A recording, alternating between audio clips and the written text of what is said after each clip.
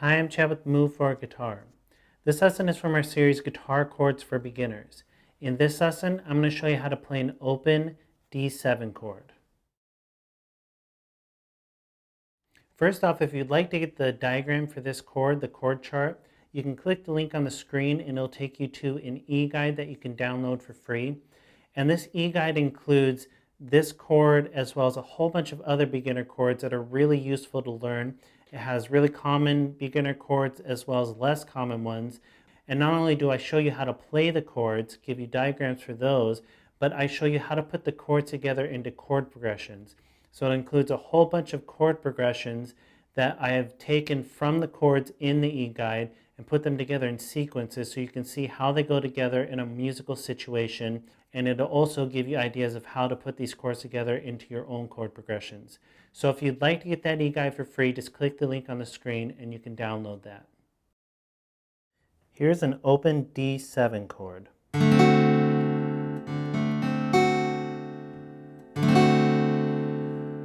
And this is a really useful chord to learn, especially as a beginner. Seventh chords, dominant seventh chords, you'll use all the time as you play and learn on guitar. So if you can learn this early on, it'll be really valuable to you and add a lot of color to your songs or to songs that you learn. And the way you'll see this chord written out is a D and a 7 right after it, like you'll see on the screen. If you see a D major 7, that's a totally different chord.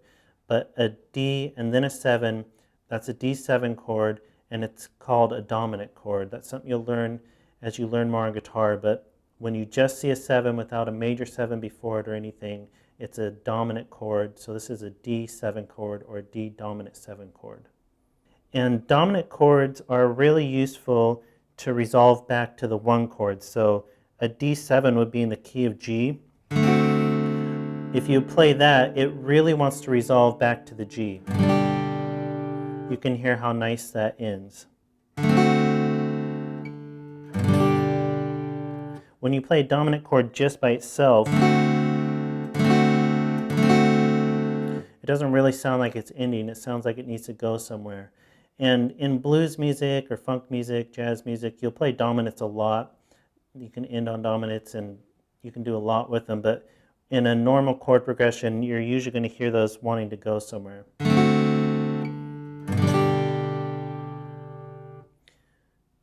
So the finger for this chord is your second finger on the 3rd string, 2nd fret, your first finger on the 2nd string, 1st fret, and your 3rd finger on the 1st string, 2nd fret.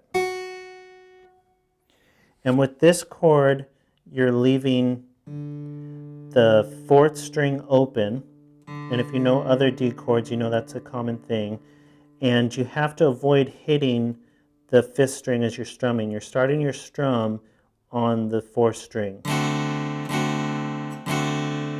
And that's the hardest thing about most of these open D chords, is that you have to start your strum on the 4th string and avoid the 5th string as much as possible.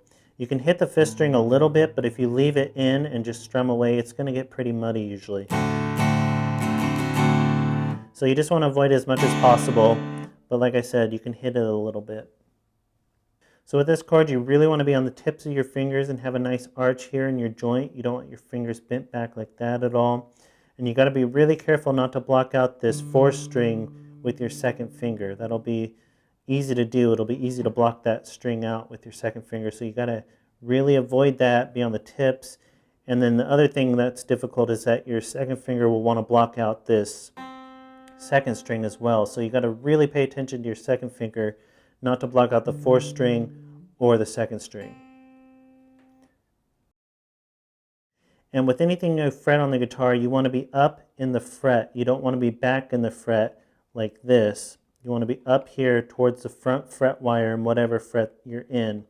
Because when you're fretting something on a guitar, it takes a lot less pressure if you're up in the fret. If you're back here in the fret, especially when you're down towards the headstock, it takes a lot more pressure to get those notes to ring out. So you just want to be up here. And that goes for anything you fret on a guitar, any chord. And it's not possible with every chord, with every finger, but with this chord it is. All these fingers can be up in the fret towards the front fret wire. So when you think you have this chord, just strum through. If you hear anything that's muted or buzzing like that, you just got to go through, adjust your fingers over and over until you can get all the notes to ring out clearly. And like I said, if you'd like to get the diagram for this chord, the chord chart, you can click the link on the screen and it'll take you to an eGuide that you can download for free, which includes this chord and a bunch of other beginner chords and chord progressions, which will be really useful to you as a beginner. So click the link on the screen and you can download that for free. So that's an open D7 chord.